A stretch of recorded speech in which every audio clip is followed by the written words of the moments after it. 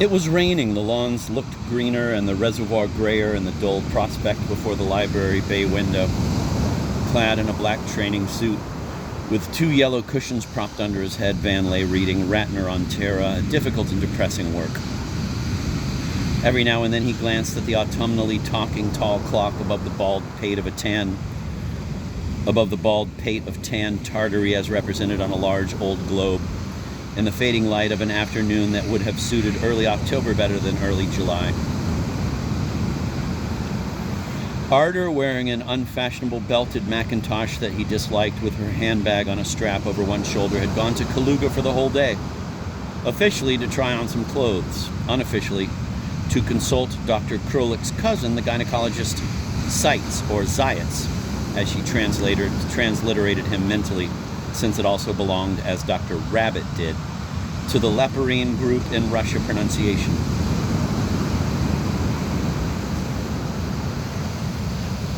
Van was positive that not once during a month of lovemaking had he failed to take all necessary precautions, sometimes rather bizarre, but incontestably trustworthy, and had lately acquired the sheath-like contraceptive device that in Ladore County only barbershops, for some odd but ancient reason, were allowed to sell.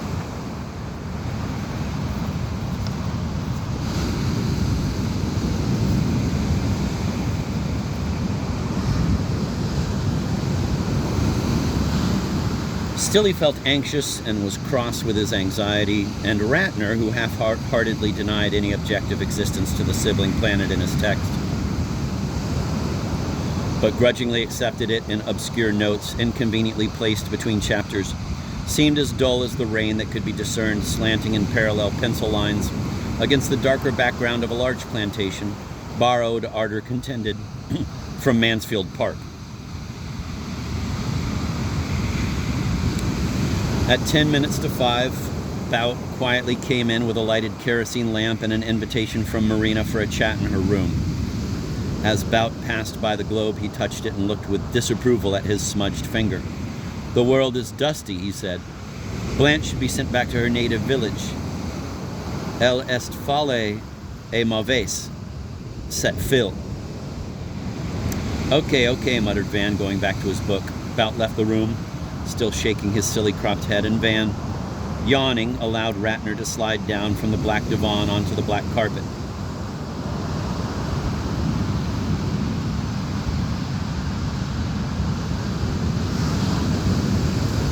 When he looked up again at the clock, it was gathering its strength to strike. He hastily got up from his couch, recalling that Blanche had just come in to ask him to complain to Marina that Mademoiselle Ardor had again refused to give her a lift to, quote, Beer Tower, end of quote, as local jokers called her poor village. For a few moments, the brief, dim dream was so closely fused with the real event that even when he recalled Bounce putting his finger on the rhomboid peninsula where the Allies had just landed, as proclaimed by the Ladore newspaper spread-eagled on the library table, he still clearly saw Blanche wiping Crimea clean with one of Ardor's lost handkerchiefs. He swarmed up the cochlea to the nursery water closet, heard from afar the governess and her wretched pupil recite speeches from the horrible Berenice, a contralto croak alternating with a completely expressionless little voice,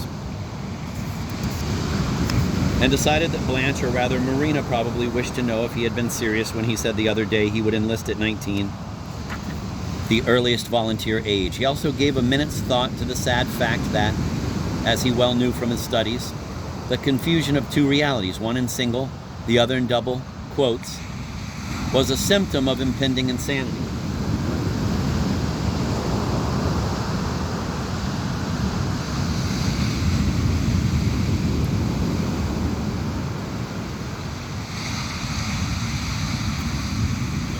Naked-faced, dull-haired, wrapped up in her oldest kimono her Pedro had suddenly left for Rio, Marina reclined on her mahogany bed under a golden yellow quilt, drinking tea with mare's milk, one of her fads. "Sit down, have a spot of chekyu," she said. "The cow is in the smaller jug, I think. Yes, it is." And when Van, having kissed her freckled hand, lowered himself on the Ivanovich, the kind of sighing old hassock upholstered in leather, "Van, dear, I wish to say something to you because I know I shall never have to repeat it again. Belle, with her usual flair for the right phrase, has cited to me the cousinage dangereux voisinage adage, I always fluff that word, and complained, Quan se embrassait dans tous les coins. Is that true? Van's mind flashed in advance of his speech. It was Marina, a fantastic exaggeration. The crazy governess had observed it once when he carried Arder across a brook and kissed her because she had hurt her toe. I'm the well-known beggar and the saddest of all stories. Erunda nonsense, said Van. She once saw me carrying Arder across the brook and misconstrued our stumbling huddle. Spatakaius chisia sliani.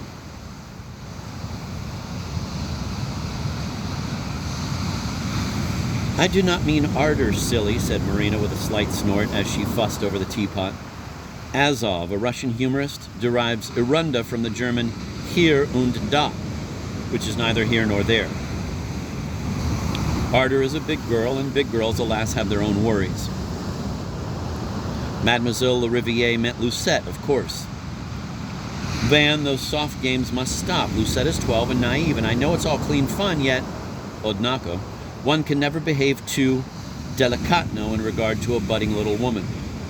A propos de coins, and Griboyedov's Gor at Uma, how stupid to be so clever. A play in verse written, I think, in Pushkin's time. The hero reminds Sophie of their childhood games and says, how oft we sat together in a corner and what harm might there be in that?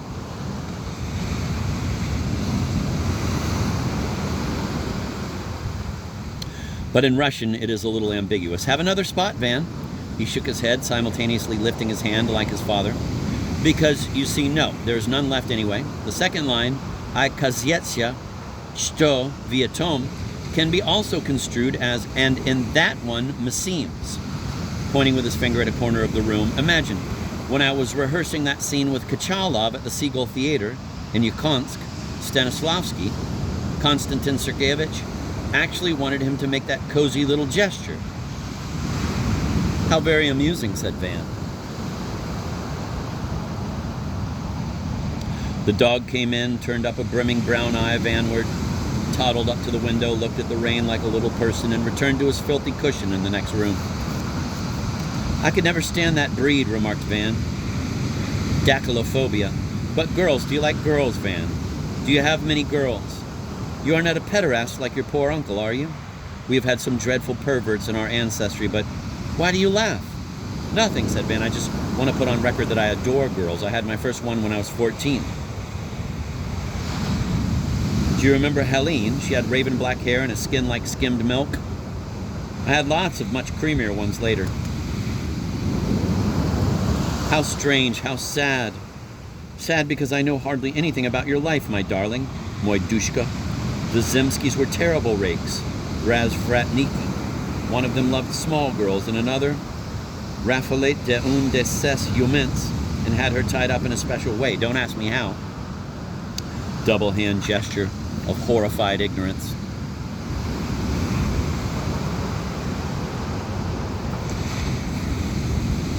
When he dated her in her stall, Kazati, apropos, I could never understand how heredity is transmitted by bachelors. Unless genes can jump like chess knights, I almost beat you. Last time we played, we must play again. Not today, though. I'm too sad today. I would have liked so much to know everything about you. But now it's too late. Recollections are always a little stylized. Still a Zovani, as your father used to say. An irresistible and hateful man. And now, even if you showed me your old diaries, I could no longer whip up any tears as I am doing now. You see, rummaging for her handkerchief under her pillow, when children are still quite tiny, taki malyutki, we cannot imagine that we can go without them for even a couple of days, and later we do, and it's a couple of weeks, and later it's months, gray years, black decades, and then the opera bouffe of the Christian's eternity. I think even the shortest separation is a kind of training for the Elysian Games. Who said that? I said that. And your costume, though very becoming, is, in a sense, Trarny, funerary. I'm spouting drivel. Forgive me these idiotic tears. Tell me, is there anything I could do for you? Do think up something. Would you like a beautiful, practically new Peruvian scarf, which he left behind, that crazy boy? No? It's not your style? Now go, and remember, not a word to poor Mademoiselle Lariviere, who means well. Arder came back just before dinner time. Worries? He met her as she climbed rather wearily the grand staircase, trailing her vanity bag by its strap up the steps behind her. Worries? She smelled of tobacco either because, as she said, she had spent an hour in a compartment for smokers, or had smoked. She added a cigarette or two herself in the doctor's waiting room. Or else because, and this she did not say, her unknown lover was a heavy smoker, his open red mouth full of rolling blue fog.